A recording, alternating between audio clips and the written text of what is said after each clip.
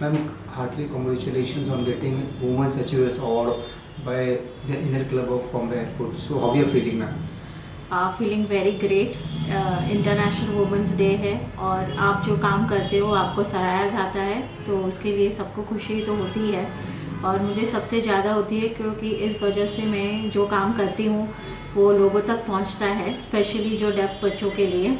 तो ये एक मेरे लिए सुनहरा मौका रहता है मैं जो लोगों में अवेयरनेस क्रिएट कर सकूं कि इन बच्चों को अगर हम हेल्प करते हैं तो वो डेफ बच्चे नॉर्मल के जैसे हो सकते हैं।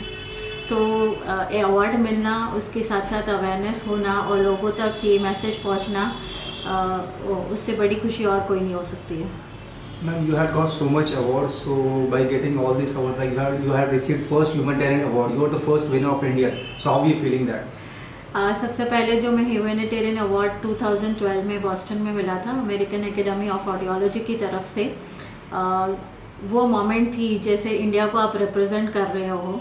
तो सबसे पहले मैं जब अवार्ड लेने गई तो मैं अपने साथ इंडिया का फ्लैग लेके गई थी और मैंने पोडियम पे रखा था।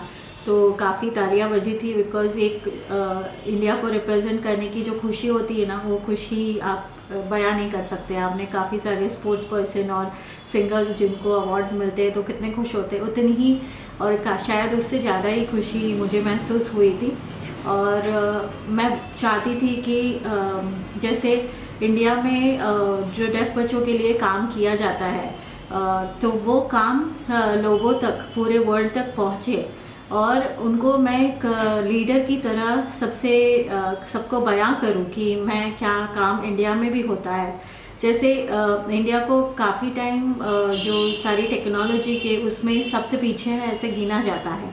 तो हम लोग टेक्नोलॉजी को इस्तेमाल करते हैं, डेफ बच्चों को उनकी ज़रूरियात के हिसाब से मशीन देते हैं और उनको ट्रेनिंग देते हैं। रिहेबिलिटेशन यहाँ पे इंडिया में काफ़ी अच्छे से होता है, तो उसके कारण बच्चे नॉर्मल के जैसे हो सकते हैं। जैसे मैं 30 साल से प्रैक्टिस कर रही हूँ, काफ़ी सारे बच्चे जो है हमारे आज जो डेफ बच्चे हैं engineer, chartered accountant, management courses वो सब में जा चुके हैं और नॉर्मल की ज़िंदगी गुजार रहे थे। यानी जो जोश फाउंडेशन जो हम चलाते हैं जिसमें मैं फाउंडर ट्रस्टी हूँ, तो हमने ये मोटो हाथ में लिया है कि हियरिंग हैंडीकैप नो मोर डिसेबिलिटी, यानी इस डिसेबिलिटी को हम नाबूद कर सकते हैं। तो इंटरनेशनल प्लेटफॉर्म पे जब मैं अवार्ड रिसीव करने गई तो जो लोगों ने मेरे काम को सराहा और जाना कि हमारे इंडिया में भी इसी तरह से काम होता है और टेक्नोलॉजी को अपनाया जाता है।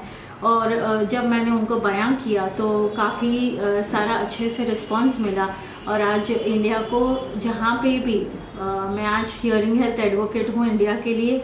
और हियरिंग हेल्थ की एडवोकेसी कमेटी है जो कोएलिशन ऑफ ग्लोबल हियरिंग के ने बनाई है, जिसमें 10 मेंबर्स है, उसमें से मैं एक मेंबर हूँ। और ये hearing health advocacy committee WHO के साथ काम करती है। तो जब तक अवार्ड मिलने के बाद जब तक काम लोगों तक पहुंचता है तभी हमारे काम को इस तरह से सराहा जाता है जैसे एडवोकेसी कमेटी में हमें अभी मुझे शामिल किया गया। तो एक अवार्ड एक जरिया होता है जिससे आप लोगों तक पहुंच सकते हो, आपके काम को पहुंचा सकते हो। Ma'am, you have been serving this hearing girls and also how has been the journey from the beginning till now? Deaf के लिए काफ़ी सारी मिथ्स और मिसकंसेप्शन है। जैसे बच्चा 4-5 साल तक बोलता नहीं है तो काफ़ी सारे पेरेंट्स राह देखते हैं और उसके बाद अभी भी रूरल एरिया में जो age of detection of hearing loss है 7-8 साल मानी जाती है। अभी स्टैटिस्टिक के हिसाब से अभी वो 3-4 साल हुई है, लेकिन फिर भी जब बच्चे का जन्म होता है और तुरंत उसका सुनाई का टेस्ट किया जाता है 2005 से पूरे वर्ल्ड में और काफ़ी 80 कंट्रीज़ में। हमारे इंडिया में अभी वो कंपलसरी नहीं हुआ है। तो जिन बच्चों का जन्म होता है उनको 6 महीने में अगर उनकी ज़रूरियात के हिसाब से हियरिंग दी जाए तो वो हमारे नॉर्मल के जैसे ही डेवलप हो सकते हैं और नॉर्मल के जैसे ही बोल सकते हैं और इस डिसेबिलिटी को बाहर निकाला जा सकता है। लेकिन अभी भी बच्चे को अस्पताल में से निकलने वक्त हियरिंग टेस्ट के लिए पेरेंट्स तैयार नहीं होते हैं प्रोफेशनल्स की उसके बारे में ज़्यादा डिटेल में नहीं जा रहे हैं। और जो एजुकेशन सिस्टम है कि जिसमें हियरिंग एड बच्चों को नॉर्मल स्कूल में लिया जाए वो भी नहीं हो रहा है। सब बच्चों को उनकी ज़रूरियात के हिसाब से हियरिंग एड देना। टेक्नोलॉजी जो है आज सारे मोबाइल फ़ोन और टीवी और सब जगह पे इम्प्रूव हुई है, लेकिन हियरिंग एड में टेक्नोलॉजी को अपनाने के लिए अभी भी लोग तैयार नहीं हैं। और देखा जाए तो इस टेक्नोलॉजी से हम इस हियरिंग इम्पेयरमेंट को नाबूद कर सकते हैं सोसाइटी में से। तो ये सारे जो मिसकंसेप्शन है उसको फेस करने में हमें बहुत सारी डिफ़िकल्टी होती है। जैसे एक स्कूल में हम गए थे तो वहाँ हम जब सब बच्चों को हियरिंग एड लगा रहे थे और टीचर्स जो हैं काफ़ी सालों से एक साइन लैंग्वेज, जेस्चर लैंग्वेज के साथ उनके बात करते हैं और उनको फिर अलग तरह से मशीन के साथ उनको पढ़ाना पड़ता है, तो उनके लिए वो तैयार नहीं होते हैं। तो टेक्नोलॉजी को अपनाने में भी बहुत सारी दिक्कतें हमें आई थी, लेकिन हमने उनको बोला कि आप समय लीजिए, 6 महीने 8 महीने बच्चों के साथ काम करिए। मशीन पहनने से आपका जो काम 1 साल में होता था वो अभी 3 महीने में हो जाएगा। आप एक बार उसका अनुभव करके देखिए और फिर आप हमें बताइए कि ये टेक्नोलॉजी अपनानी चाहिए कि नहीं। और आज करीब 2007 से टेक्नोलॉजी के साथ हम जोश फाउंडेशन के थ्रू काम कर रहे हैं और आज काफ़ी सारे बच्चे जो है नॉर्मल स्कूल में इंटीग्रेशन हुए हैं, नॉर्मल स्कूल में एजुकेशन ले रहे हैं, कॉलेज में एजुकेशन ले रहे हैं। तो अभी इतनी दिक्कत नहीं आ रही है। हमें कॉर्पोरेट भी सपोर्ट कर रहे हैं, काफ़ी सारे फिलैंथ्रोपिक डोनर्स भी आगे आए हैं जो हमको आज इन बच्चों के लिए अच्छे हियरिंग एड लेने के लिए सपोर्ट करते हैं।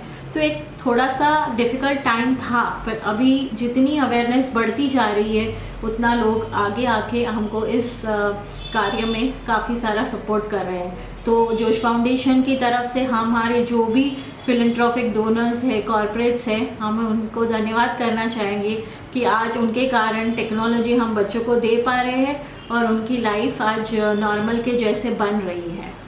मैम, हियरिंग हार्ट्स और जोश फाउंडेशन के आगे के प्लान्स के बारे में बताइए। हियरिंग हार्ट्स मेरा खुद का एक नया इन्वेंशन है जो हमने वर्ल्ड ह्यूमैनिटेरियन डे पे 19 अगस्त को शुरू किया था। अभी उसको करीब 7 महीने हुए हैं। और हियरिंग हार्ट्स एक छोटा सा इंस्टीट्यूट है जहाँ पे psychologist, physiotherapist, occupational therapist, dietitian, audiologist और स्पीच थेरेपिस्ट सारे साथ में काम करते हैं। और आपकी जानकारी के लिए सारे फीमेल्स हैं और हम यहाँ पे लोगों तक ये पहचाना चाहते हैं कि फिज़िकल और मेंटल हेल्थ दोनों को बैलेंस करना बहुत ज़रूरी है, वो बच्चे हो या फिर एडल्ट हो।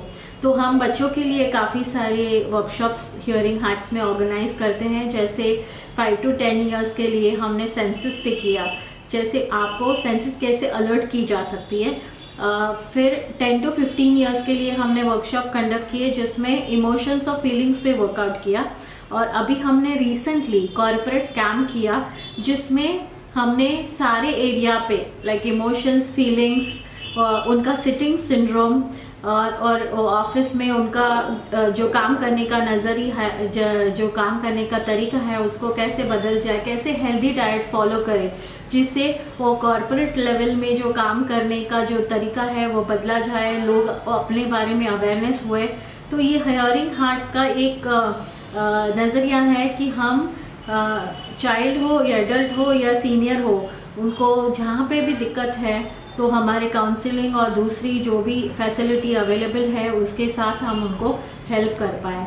तो एक इंस्टीट्यूट अवेयरनेस क्रिएट करने के लिए और लोगों को सही रास्ता देने के लिए बनाया गया है।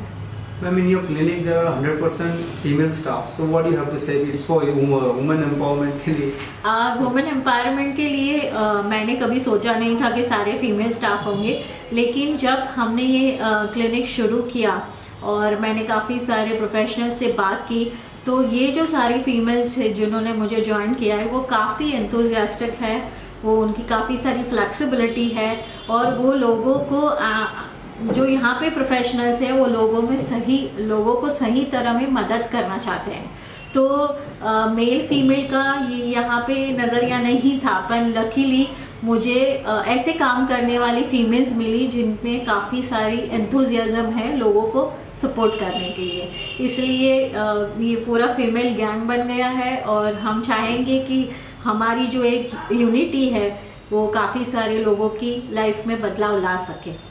मैम जाते जाते एक आखिरी सवाल, आपको वुमेन्स अचीवर्स अवार्ड मिला, वैसे भी काफ़ी अवार्ड मिल चुके हैं, तो आप वुमेन्स को क्या संदेश देना चाहेंगे? आप रिप्रेजेंट किया आपने इंडिया को वर्ल्ड लेवल पर, तो for women what message you have to give to the womens of India? As a women हम मदर भी है, वाइफ भी है, डॉटर भी है, प्रोफेशनल भी है, हमारी काफ़ी सारी रिस्पॉन्सिबिलिटीज़ हैं। आप देखे जाए तो मैंने 30 सालों में काम करते करते हुए मेरी कोई भी रिस्पॉन्सिबिलिटी को बाजू पे नहीं रखा है, और मुझे मेरा पूरा फैमिली का भी सपोर्ट मिला है, और जो प्रोफेशनल्स मेरे साथ काम करते हैं उनका भी सपोर्ट मिला है। तो सबको साथ में लेके आगे बढ़ना हमारे ज़रूरी है। यहाँ पे इक्वालिटी की ज़रूरत नहीं है, मेल फीमेल का देखना भी ज़रूरी नहीं है, पर हम अगर सबको साथ में लेके चले तो हम काफ़ी कुछ अचीव कर सकते हैं। और एज अ वुमेन मैंने मैं एक मैसेज ये देना चाहूँगी कि never low down and go down in front of anyone. That is one thing, live a life with dignity and as a human being you have to be opportunist, because कहाँ पे कोई opportunity आपकी राह देख रही है, अगर आप उसको सही अर्थ में इस्तेमाल करेंगे तो आपको सही में सक्सेस मिलेगा। तो as a women of course you live with equality but see that you take everyone together, because हमारी जो इंडिया में कल्चर है वो हमें वैल्यूज़ और रिस्पेक्ट सिखाती है, और आप as a women it is your responsibility to teach values and respect to your kids as well as to the people who are around you. तो अगर हम जो हमारे इंडियन कल्चर के जो संस्कार है उसको साथ में लेके चलेंगे, सबको साथ में लेके चलेंगे, तो हम काफ़ी सारा अचीव कर सकते हैं।